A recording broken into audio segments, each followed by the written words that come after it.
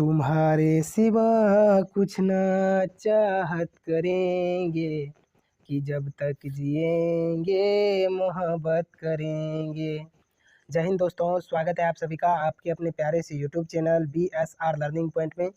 दोस्तों, आज का जो वीडियो है यह है क्लास 10th के स्टूडेंट के लिए है। हम लोग का क्लास 10th का जो NCERT मैथ है, इसका हम लोग कंप्लीट सॉल्यूशन जो है सो करेंगे। इस चैनल के माध्यम से आप लोगों को दिया जाएगा, तो आप लोग इस चैनल से जुड़ना ना भूलिए। और साथ ही साथ आज की इस वीडियो में हम लोग सॉल्व करने जा रहे हैं क्लास 10th मैथ का पहला अध्याय, जैसे वास्तविक संख्या दिया हुआ है। इसमें टोटल 15 चैप्टर्स हैं, प्रायिकता तक है। इन सारे चैप्टर्स का सॉल्यूशन बहुत ही ईजी वे में और आसान तरीका से जो है सो आपको बताया जाएगा इस चैनल पर। और साथ ही साथ इस वीडियो के अंतर्गत हम लोग प्रश्नावली 1.1 का प्रश्न संख्या 1, जिसमें 3 क्वेश्चंस दिए गए हैं, जो कि बहुत ही इंपॉर्टेंट और लाजवाब क्वेश्चंस है बोर्ड एग्जाम के लिए। आप देख पा रहे हैं, ये सारे क्वेश्चंस हम लोग सॉल्व करेंगे इस वीडियो के अंतर्गत, तो बने रहिए वीडियो में अंत तक। चलिए बिना टाइम गवाए हुए वीडियो का स्टार्ट करते हैं। देखिए दोस्तों, पहला प्रश्न कहता है निम्नलिखित संख्याओं का, कहता है निम्नलिखित का मतलब होता है कि नीचे कुछ संख्या दिया हुआ है, इन संख्याओं का क्या करना है। इन संख्याओं का HCF ज्ञात करने के लिए जो है सो यूक्लिड विभाजन एल्गोरिथम का प्रयोग कीजिए। ठीक है, कहता है कि नीचे कुछ संख्या दिया हुआ है, इनका आप HCF ज्ञात कीजिए। क्या ज्ञात कीजिए? HCF। हम लोग जानेंगे HCF किसको कहते हैं, साथ ही साथ ये भी जानेंगे कि यूक्लिड विभाजन एल्गोरिथम क्या होता है। ठीक है, ये बेसिक चीज़ है, इसको आप जब तक आप नहीं जानिएगा तब तक इस सवाल को समझने में फिर प्रॉब्लम होगा आपको। ठीक है, तो चलिए हम लोग जानते हैं कि HCF क्या होता है। ठीक है, तो सबसे पहले हम लोग जानेंगे फुल फॉर्म ऑफ HCF। ठीक है, फुल फॉर्म ऑफ HCF। ठीक है, HCF। तो HCF का फुल फॉर्म होता है हाईएस्ट, S से होता है हाईएस्ट, हाईएस्ट, C से होता है कॉमन, और F से होता है फैक्टर। ठीक है, तो कहने का मतलब है HCF का फुल फॉर्म होता है दोस्तों हाईएस्ट कॉमन फैक्टर। ठीक है, इसको हम लोग हिंदी में बोलते हैं महत्तम समापवर्तक, महत्तम समापवर्तक।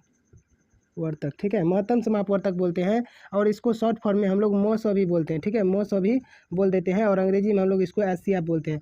तो कहने का मतलब है महत्तम समापवर्तक हो गया, या फिर MOSO हो गया, या फिर आपका HCF हो गया, ये तीनों बात एक ही है। और यदि आपको पूछे कि HCF का फुल फॉर्म क्या होता है, तो HCF का फुल फॉर्म होता है हाईएस्ट कॉमन फैक्टर। ठीक है, तो इसको आप ध्यान में रखिए। साथ ही साथ हम लोग जानेंगे यूक्लिड विभाजन एल्गोरिथम क्या है। ठीक है, और कहता है इसकी सहायता से जो है आप इसका HCF ज्ञात कीजिए। तो हम लोग यूक्लिड विभाजन एल्गोरिथम की सहायता से HCF ज्ञात करेंगे। तो चलिए इसको मिटा देते हैं और यूक्लिड विभाजन एल्गोरिथम के बारे में हम लोग जानते हैं। तो देखिए, यूक्लिड नाम का एक वैज्ञानिक था, यूक्लिड। ठीक है, यूक्लिड, पहले हम लिख लेते हैं पूरा, यूक्लिड विभाजन एल्गोरिथम, एल्गोरिथम। ठीक है, तो यूक्लिड विभाजन एल्गोरिथम कहने का मतलब यूक्लिड नाम का वैज्ञानिक था जिन्होंने विभाजन, विभाजन का मतलब होता है भाग, क्या होता है? भाग। तो यूक्लिड नाम का वैज्ञानिक था जिन्होंने विभाजन के लिए, ठीक है, विभाजन प्रक्रिया का कुछ नियम दिया। ठीक है, इसी नियम को हम लोग बोलते हैं यूक्लिड विभाजन एल्गोरिथम। इन्होंने भाग के बारे में क्या बोला, देखिए हम आपको बता देते हैं भाग के बारे में। जैसे आप लोग भाग देते हैं किसी भी नंबर में, तो आपको पता होगा कि जैसे 2 में आपको 5 में आपको 2 से भाग लगाना है, तो 2 से लगाते हैं तो क्या होता है, 2 दूनी 4 और शेष बचता है 1। ठीक है, तो आपको ये तो पता होगा कि इस एक को शेष फल कहते हैं। क्या कहते हैं? शेष फल। यदि आपको पता है तो आप कमेंट बॉक्स में लिखिएगा। और साथ ही साथ यदि आपको ये सब चीज़ के बारे में नहीं है पता, तो देखिए इसको कहते हैं हम लोग भागफल। क्या कहते हैं? भागफल। भागफल इसलिए कहते हैं क्योंकि ये भाग देने के बाद जो आता है आंसर, इसको भागफल कहते हैं। ठीक है, और साथ ही साथ ये जो आप देख रहे हैं इसको कहते हैं भाज्य। क्या कहते हैं? भाज्य। और जिससे हम भाग लगाते हैं इसको कहते हैं भाजक। ठीक है, तो आप इतना समझ चुके होंगे। यदि नहीं समझे हैं तो इसको जो है सो आप देख लीजिए अच्छा से कि बीच में जो रहता है इसको कहते हैं भाज्य। ठीक है, जो आंसर आता है उसको कहते हैं भागफल, जो बच जाता है शेष, ये हो जाता है शेषफल। और साथ ही साथ ये पीछे में जिससे हम भाग देते हैं उसको कहते हैं भाजक। ठीक है, इसको यदि कंप्लीट तरीका से लिखें तो हम इस टाइप से लिख सकते हैं, भाजक से हम लोग भाग देते हैं कि क्या करते हैं, भाग देते हैं, तो भाजक। ठीक है, भाजक से हम लोग क्या करते हैं, भाग देते हैं। भाग किस में देते हैं? भाज्य में देते हैं। भाज्य में भाग देने के बाद क्या आता है, तो भागफल आता है। ठीक है, भागफल आता है। और भागफल और यहाँ पर जो कुछ बच जाता है उसको क्या बोलते हैं हम लोग? शेषफल। क्या बोलते हैं? शेषफल। कभी कभी शेष 0 भी आ जाता है, कभी कभी नहीं बचता। ठीक है, तो यहाँ पर शेषफल होता है। तो इसको, इसका जो है कंप्लीट यदि हम सूत्र के माध्यम से इसको हम लिखिए तो इस प्रकार से लिख सकते हैं। जैसे हम लोग कभी कभी अगर भागा का जब जांच करते हैं तो किस प्रकार से करते हैं, जैसे 2 से 5 में भाग दीजिए, 2 मरतबे में 4 लगेगा और 1। हम चाहते हैं कि ये भागा सही है या गलत, तो हमको क्या करना पड़ता है, हमको करना क्या पड़ता है कि हमको जो है इस 2 को और इस 2 को गुना करके शेष जोड़ना पड़ता है, ठीक है। इसको और इसको क्या करते हैं, गुना करते हैं, और इसको क्या करते हैं, जोड़ देते हैं, ठीक है। जैसे 2 में 2 से गुना करेंगे और प्लस में 1 जोड़ देंगे तो हमको 2 दूना 4 और प्लस में 1 कितना आ जाएगा, 5, यानी कि ये बीच वाला संख्या आ जाएगा, ठीक है। तो इसलिए हम इसमें क्या करेंगे, हमको बीच वाला पुराने के लिए यानी कि भाज्य पुराने के लिए भाज्य बराबर भाज्य हमको लाने के लिए क्या करना पड़ेगा, भाजक को और भागफल को गुना करना पड़ेगा, आपस में क्या करना पड़ेगा, गुना। जिस तरह से हम क्या करते थे, बीच वाले कंटेंट को लाने के लिए दोनों साइड वाले को गुना करके एक जोड़ देते थे, शेष में जो आता था उसको जोड़ देते थे। यहाँ पर जोड़ दिए तो आ गया ना 5, बीच वाला पुर गया। उसी तरह से हमको क्या करना है, ये दोनों साइड वाला गुना करना है, तो भाज्य बराबर हो जाएगा भाजक, ठीक है। भाजक गुना भागफल क्या हो जाएगा, भागफल। हमने दोनों का क्या कर दिया, गुना कर दिया, और शेष जो है इसको हम लोग क्या करेंगे, जोड़ देंगे। क्या शेष क्या करेंगे, जोड़ देंगे। तो यही होता है भागा का जांच, ठीक है, भागा का जांच। इस तरह से यदि आपका आ जाता है, पुर जाता है, तो आप समझिए भाग सही है, ठीक है। चलिए इतना आप जानते हैं। इसके बाद यदि हम बात करें तो इसके आगे यदि हम जानने का प्रयास करेंगे तो देखिए इसके आगे क्या होगा। इसके आगे यूक्लिड विभाजन, यूक्लिड नाम का जो वैज्ञानिक था, उन्होंने क्या किया, भाज्य को मान लिया ए, क्या मान लिया, ए। उन्होंने बोला भाज्य को हम मान लेते हैं ए, भाज्य को क्या मानते हैं, ए, और भाजक को मानते हैं बी, भाजक को क्या मानते हैं, भाजक को मान लेते हैं बी, और भागफल को मानते हैं क्यू, भागफल को क्या मानते हैं, भागफल को मान लेते हैं क्यू, ठीक है। यहाँ पर लिख दीजिए माना कि, ठीक है, माना कि भाज्य बराबर ए, भाजक बराबर बी, भागफल बराबर क्यू, और शेष को हम लोग मान लेते हैं आर। शेष को क्या मानेंगे, शेषफल को मान लेते हैं आर, ठीक है। इन्होंने क्या किया, यूक्लिड नाम का वैज्ञानिक इन सारे चीज़ को इस तरह से क्रम में क्या किया, मान लिया, ठीक है, माना कि ये सब चीज़ मान लिया। इसके बाद इन्होंने क्या किया, इसी समीकरण में इसको पुट कर दिया, यानी कि जहाँ भाज्य था वहाँ पर ए का वैल्यू, भाज्य को क्या माने ए, तो भाज्य की जगह पे देंगे ए, बराबर भाजक को क्या माने हैं बी, तो भाजक के स्थान पर देंगे बी, गुना है तो गुना, और भागफल को हम लोग माने हैं क्यू, तो भागफल के स्थान पर क्यू, और शेषफल को माने हम लोग आर, तो शेष के स्थान पर क्या हो जाएगा आर। तो ये आपका जो सूत्र निकला, इसी को बोलते हैं यूक्लिड विभाजन परिमेयिका। क्या बोलते हैं, यूक्लिड विभाजन परिमेयिका या यूक्लिड विभाजन एल्गोरिथम, ठीक है। एल्गोरिथम और परिमेयिका दोनों सेम चीज़ है, ठीक है, ज़्यादा अंतर नहीं है। देखिए यहाँ पर इसको इस तरह से भी लिख सकते हैं, ए बराबर बी क्यू प्लस आर, ठीक है। गुना को हम थोड़ा देर के लिए छुपा भी सकते हैं, ठीक है। तो ए बराबर बी क्यू प्लस आर, ठीक है। तो इस टाइप से आप लिख सकते हैं। तो यही है आपका यूक्लिड विभाजन एल्गोरिथम। तो चलिए, आई होप आप इसको समझ चुके हैं, इसको आप याद कर लीजिएगा, ठीक है। इस चैप्टर में आपको जरूरी पड़ेगा। इसके बाद आपको क्या करना है, जब हम सवाल बनाने के लिए आएंगे तो यहाँ पर इस सूत्र का फॉर्मूला का आवश्यकता होगा, तो इसीलिए हम आपको पहले ये सब चीज़ बता दिए, ठीक है। चलिए अब हम लोग सवाल पे आते हैं। प्रश्न संख्या 1 क्या कहता है, प्रश्न संख्या 1 का जब हम सोल्यूशन करेंगे तो यहाँ पर आपको क्या करना है, जो बड़ा है, ठीक है, ये 135 और 225 दिया हुआ है। तो जो संख्या बड़ा है, जो संख्या क्या है, बड़ा है, जो संख्या बड़ा रहेगा उसको हम लोग मानेंगे ए के इक्वल में। किसके इक्वल में, ए के इक्वल में। और जो संख्या छोटा रहेगा, जो संख्या छोटा रहेगा उसको मानेंगे बी के इक्वल में, ठीक है। तो देखिए इस दोनों में 225 बड़ा है, तो जो बड़ा है उसको मानेंगे हम ए के बराबर में। किसके बराबर में, ए बराबर में 2 2 5 यानी कि 225, ठीक है। और जो छोटा है, छोटा क्या है 135, तो यहाँ पर बी बराबर लिखेंगे 135, ठीक है। इतना लिखने के बाद आपको क्या करना है, सिंपली यहाँ पर लिखना है यूक्लिड विभाजन परिमेयिका से। क्या लिखना है, यूक्लिड विभाजन एल्गोरिथम लिखिए आप, एल्गोरिथम से, ठीक है, एल्गोरिथम से, ठीक है। तो यूक्लिड विभाजन एल्गोरिथम क्या कहता है, यूक्लिड विभाजन एल्गोरिथम कहता है ए बराबर बी क्यू प्लस आर। जैसा कि हमने आपको बताया कि ए बराबर b q plus r, Euclid विभाजन एल्गोरिथम कहता है ए बराबर बी क्यू प्लस आर। तो देखिए आपको ए का वैल्यू कितना है 225, तो ए की जगह पे लिखेंगे 225, और बी का वैल्यू देखिए, सॉरी, ए बराबर होता है बी क्यू प्लस, यहाँ बराबर होगा, ठीक है। और 225 अब बराबर में बी का वैल्यू कितना है 135, तो यहाँ पर लिखेंगे 135। अब आपको पता है क्यू का वैल्यू कितना होगा, यदि पता नहीं है तो क्यू का वैल्यू निकालने के लिए आपको क्या करना पड़ेगा, सिंपली 225 में 135 से क्या करना पड़ेगा, भाग देना पड़ेगा। तो चलिए हम भाग देते हैं, इसमें जो है इससे भाग देना पड़ेगा। तो 135 से हम लोग भाग देंगे किसमें, 225 में। क्यों भाग देंगे, क्या जरूरी है कि हम भाग देंगे, क्योंकि हमको क्यू का वैल्यू पता करना। क्या करना है, क्यू का वैल्यू। यदि भाग देंगे जो आंसर आएगा वही होगा क्यू का वैल्यू, ठीक है, और जो शेष आएगा वो होगा आर का वैल्यू। तो चलिए 135 से 225 में भाग देते हैं। तो 135 से जब 225 में भाग देंगे तो एक मरतबा लगेगा, क्या हो जाएगा 135, ठीक है। यहाँ पर आपका बचेगा 0 और 9 3 12 90, ये कट गया, शेष बचा 90 और मरतबा कितना लगा 1, ठीक है। तो जो यहाँ पर आया ये हो गया क्यू का वैल्यू, और जो यहाँ पर आया ये हो गया आर का वैल्यू, ठीक है। तो देखिए हमको क्यू का वैल्यू चाहिए था, आर का वैल्यू चाहिए था। तो क्यू का कितना निकला 1, तो 1, तो यहाँ पर क्या देंगे गुना में 1, क्योंकि ये दोनों में गुना का संबंध है, ठीक है। तो यहाँ पर क्या देंगे गुना में 1, ठीक है। चलिए इसके बाद यदि हम बात करें आर का वैल्यू, तो आर प्लस में है तो आर का वैल्यू 90 आया, तो यहाँ पर क्या देंगे 90, ठीक है। बहुत ही आसान है, बस आपको स्टेप बाय स्टेप समझना है, ठीक है।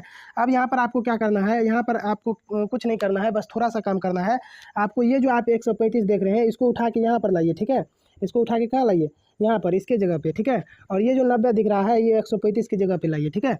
ये हम तीर चिन्ह दिए हैं आपको समझाने के लिए, यदि आप एक बार समझ जाते हैं तो तीर चिन्ह देने का आपको कोई ज़रूरी नहीं, ठीक है। वैसे आप समझिए इसको कि 135 को उठा के कहाँ लाएंगे, यहाँ पर, ठीक है।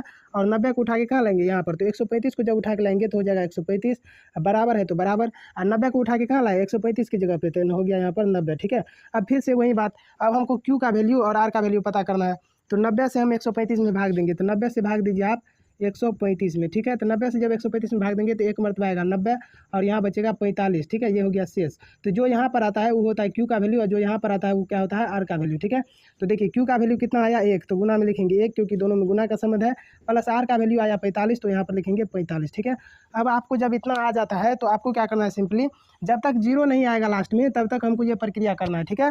तो देखिए अब हम क्या करेंगे, फिर वही बात, 90 को उठा के यहाँ लाएंगे तो 90 यहाँ आएगा, अब बराबर में 45 को उठा के 90 की जगह पे लाएंगे तो हो जाएगा 45 गुना में। अब देखिए आपको क्या करना है, आपको फिर हमसे हमको Q का वैल्यू पता करना है, यहाँ यहाँ क्या होगा, ठीक है। तो इसके लिए आपको क्या करना है, 45 से 90 में भाग देना। तो 45 से जब हम 90 में भाग देंगे तो हमको पता चलेगा कि 45 दूना 90 होता है, क्या होता है 45 दूना 90, तो 2 मरतबे में कट जाता है और शेष क्या आ जाता है 0, शेष क्या आता है 0। तो इसी चीज़ का इंतजार था हमको कि ये जो वैल्यू आया ये आया Q का, तो यहाँ पर गुना में Q का वैल्यू देते हैं तो 2 आ गया, अब प्लस में क्या आया शेष 0, नहीं कुछ आया तो क्या आया 0। तो इसी चीज़ का हमको वेट था कि जब तक शेष 0 नहीं आ जाए तब तक ये प्रक्रिया को करते रहना है। जब शेष 0 आ जाता है तो ये जो वैल्यू आपको दिख रहा है यही हो गया आपका SCF, ठीक है। तो यहाँ पर लिख देंगे SCF बराबर 45, ठीक है। ये आपका हो गया आंसर, ठीक है। तो ये बात आपको इस तरीके से करना है, यहाँ पर दैट इम्प्लाइज देना ना भूलिए, ठीक है। इससे आपका मार्क नहीं करता एग्जाम में, ठीक है। यदि आगे में बराबर हो तो दैट इम्प्लाइज का यूज कीजिए, यदि नहीं हो तो केवल बराबर का यूज कीजिए, ठीक है। तो आई होप आप इस प्रश्न को समझे होंगे। बढ़ते नेक्स्ट क्वेश्चन की तरफ। तो अब जो अगला सवाल है हमारे पास वह है प्रश्न संख्या 2, ठीक है। प्रश्न संख्या 1 का सॉल्यूशन हम लोग ने बहुत इजी वे में किया, अब हम लोग 2 का सॉल्यूशन करेंगे और बहुत ही इजी वे में, ठीक है। ये प्रश्न बहुत ही मज़ेदार है और आपको बहुत ही छोटे में बन जाएगा, ठीक है। तो चलिए इसको क्या करते बनाते हैं। हमने आपको क्या सिखाया है कि जो बड़ा है, क्या है बड़ा है, आप देखिए इसमें पता कीजिए कौन बड़ा है। तो आपको लगता है ये 38,220 है, ये 196 है, तो मतलब ये तो देखने से ही लगता है कि 38,220 जो है सो क्या है बड़ा है। तो जो बड़ा है उसको मानेंगे ए के बराबर, ठीक है। तो इसका हल क्या हो जाएगा, हल में लिखेंगे ए बराबर में 38,220, ठीक है, यानी कि 38,220, और बी यानी कि जो छोटा है उसको बी के इक्वल में लिखेंगे 196, ठीक है। इतना बात लिखिए, ठीक है। अब आपको कुछ नहीं करना है, अब आपको क्या करना है, देखिए अब आपको करना है यहाँ पर लिखना है यूक्लिड विभाजन एल्गोरिथम से, ठीक है। इतना लिखने के बाद आपको लिखना है, प्रत्येक सवाल में यही बात करना है कि इतना चीज़ लिखने के बाद क्या लिखना है आपको, यूक्लिड विभाजन एल्गोरिथम, यूक्लिड विभाजन एल्गोरिथम से, यूक्लिड विभाजन एल्गोरिथम से। तो देखिए यूक्लिड विभाजन एल्गोरिथम क्या कहता है, यूक्लिड विभाजन एल्गोरिथम कहता है कि ए बराबर बी क्यू प्लस आर, ए बराबर बी क्यू प्लस आर। ये बात आपको यूक्लिड विभाजन एल्गोरिथम कहता है, जो कि हमने प्रीवियस क्वेश्चन में भी आपको बताया था, ठीक है। तो देखिए ए बराबर बी क्यू प्लस आर, इतना सूत्र लिखने के बाद आपको क्या करना है, आपको सिंपली ए का जो वैल्यू दिया हुआ है वो आपको ए की जगह पे रखना है, ठीक है। ए की जगह पे ए का वैल्यू रखना है। तो ए का वैल्यू दिया है 38,220 यानी कि 38,220, तो ए की जगह पर 38,220 बराबर है तो बराबर देंगे। बी का वैल्यू 196 है तो बी की जगह पे हम 196 रखेंगे, ठीक है। अब गुना हमको अब क्यू का वैल्यू पता नहीं है, तो अब आपकी बताइए कि क्यू का वैल्यू और आर का वैल्यू पता नहीं है, तो ये दोनों कैसे पता होगा। तो ये दोनों पता होगा जब हम इससे इसमें भाग देंगे। तो चलिए 38,220 में 96 से भाग देते हैं, 196 से। तो 38,220 में जब हम 196 से भाग देंगे तो एक मरतबे में 196 लगेगा। और देखिए 12 में से 6 गया, 6 बचा, 17 में से 9 गया तो 9 8 17 यानी कि 8 बचा, और यहाँ पर ये जो है सो 1 बचा, ठीक है। क्या बचा 1, क्योंकि 1 धन बचा दिया था तो क्या हुआ 2 में से 1 गया, 1 बचा, ठीक है। इतना बचने के बाद देखिए यहाँ पर ये आपका 2 उतर जाएगा, ठीक है। 2 उतरने के बाद आप इसमें कितना मरतबा लगाइए, 9 मरतबे, कितना मरतबा लगाइए 9 बार में। तो 9 बार में जब लगाइएगा तो 9 6 का 54 का 4 होगा, 19 नंबर होता है 171, उसमें 5 जोड़ेंगे तो 176 हो जाएगा, ठीक है। तो हो गया आपका 8 4 12 यानी कि 12 में से 4 गया 8, और ये आपका हो गया आपका 15 में से 6 गया 9, और ये कट गया दोनों, ठीक है। 98 इस पे आएगा 0, तो हो गया 980। जब इसको 5 बार में लगाइएगा तो 5 6 30 का 0, 5 9 45, 3 48 का 8, और 5 4 9, ठीक है। 980 ये पूरा कट जाता है और शेष आपका आ जाता है 0, कुछ नहीं आता है तो शेष क्या आता है 0, ठीक है। तो देखिए कितना मरतबे में कटा 195, तो जितना मरतबे में कटता है ये होता है क्यू का वैल्यू, और जो शेष आता है ये होता है आर का वैल्यू। तो क्यू कितना आया 195, और आर कितना आया, कुछ नहीं आया तो 0 आया। तो जब आर 0 आ जाता है तब आपको क्या होता है, यहाँ पर बराबर के बगल में जो रहता है जो अंक, यानी कि कह सकते हैं कि किसका वैल्यू, बी का वैल्यू, यही हो जाता है आपका SCF। तो इस प्रश्न का SCF आपका हो गया 196, क्योंकि आर का जो वैल्यू है एक बार में ही आ गया 0, ठीक है। तो ये आपका प्रश्न का आंसर हो गया। ठीक है, तो इस तरह से आप बहुत ही ईजी में इसको बना सकते हैं। ठीक है, तो आई होप आप इसको समझ चुके हैं। तो बढ़ते नेक्स्ट क्वेश्चन की तरफ, तब तक बने रहिए वीडियो में अंत तक। दोस्तों अब जो हमारा अगला सवाल है यह है 867 और 255। ठीक है, तो 867 और 255 का हम लोग HCF ज्ञात करेंगे। तो किस तरह से ज्ञात करेंगे, हमने आपको बताया कि जो बड़ा है इसको मानिए a बराबर, तो इसका हल हो जाएगा आपके लिए a बराबर में 867। ठीक है, और जो छोटा है उसको b बराबर, तो b बराबर में 255। ठीक है, इतना मानने के बाद आपको क्या करना है, लिखना है यूक्लिड विभाजन एल्गोरिदम से। तो यूक्लिड विभाजन एल्गोरिथम क्या कहता है, a बराबर बी क्यू प्लस आर, ए बराबर बी क्यू प्लस आर, ये फार्मूला जो कि आप पहले से जानते हैं। ठीक है, a बराबर बी क्यू प्लस आर। आपको क्या करना है, a का वैल्यू है 867, तो a की जगह पे लिखना है 867, b का वैल्यू 255, b के स्थान पर 255। ठीक है, और आपको पता है कि q का वैल्यू नहीं है पता और r का भी वैल्यू नहीं है पता, तो हम क्या करेंगे, q और r का वैल्यू निकालने के लिए 255 से 867 में भाग देंगे। तो देखिए 255 से जब हम 867 में भाग देंगे तो क्या प्राप्त होगा, 3 मरतबा लगाएंगे तो हो जाएगा 3 × 15 का 5, 3 × 15 116 का 6 और 3 दूना 6 1 7। ठीक है, 765 इसमें से घटाएंगे तो बचेगा 2। ठीक है, यहाँ पर 0 और यहाँ पर 1, 102 बचा। तो क्यू का वैल्यू कितना आया, आप ही बताइए, क्यू का वैल्यू 3 और आर का वैल्यू कितना आया 102। तो क्यू के जगह पे जो है हम लोग 2 रखेंगे, सॉरी 3 रखेंगे और आर की जगह पे रखेंगे 102। ठीक है, इतना रखने के बाद आपको पता है इसको खींच के यहाँ लाते हैं और इसको खींच के यहाँ लाते हैं, तो 255 यहाँ पर हो जाएगा बराबर में 102 को यहाँ लाएंगे खींच के, और इससे हम 102 से हम क्या करेंगे 255 में भाग देंगे। तो 102 से जब 255 में भाग देंगे तो पता चलेगा कि 2 मरतबा लगाते हैं तो 204 आता है और घट के आता है आपका 51। कितना आ जाता है 51। तो 2 से गुना करेंगे और 51 को क्या करेंगे जोड़ देंगे। तो 102 को हम लोग क्या करेंगे 2 से गुना करके 51 क्या करेंगे जोड़ देंगे, ऐड कर देंगे। 2 से इसलिए गुना करेंगे क्योंकि क्यू का वैल्यू कितना है 2, तो क्यू को हम लोग हमेशा गुना में लिखते हैं, तो क्यू का वैल्यू 2 गुना करेंगे और 51 जोड़ देंगे। अब 102 को उठा के यहाँ लाइए तो हो जाएगा 102 बराबर में 51 को उठा के यहाँ लाइए 102 के स्थान पर। ठीक है, अब देखिए 102 में 51 से भाग दीजिए, तो 51 से जब 102 में भाग दीजिएगा ना तो 2 मरतबा कटेगा 102। ठीक है, यहाँ पर पूरा पूरा कट जाएगा, यानी कि शेष बचेगा 0। शेष क्या बचेगा 0, कुछ नहीं बचा तो क्या बचा 0 बचा। तो गुना 51 को कितना बार किए 2 बार, तो यहाँ पर 2 लिखेंगे और प्लस में शेष क्या बचा 0, तो यहाँ पर 0 लिखेंगे। जब आपका शेष 0 आ जाए, तो आपको कुछ नहीं सोचना है, आपका जो ये बी वाला ऑप्शन होता है, बी वाला जो ऑप्शन होता है यानी कि a बराबर b q plus r, b वाला ऑप्शन को मान लेना HCF, यानी कि HCF बराबर क्या हो जाएगा 51। ठीक है, तो ये है इस प्रश्न का राइट आंसर। तो आई होप आप इस तीनों प्रश्न को अच्छे से समझे होंगे।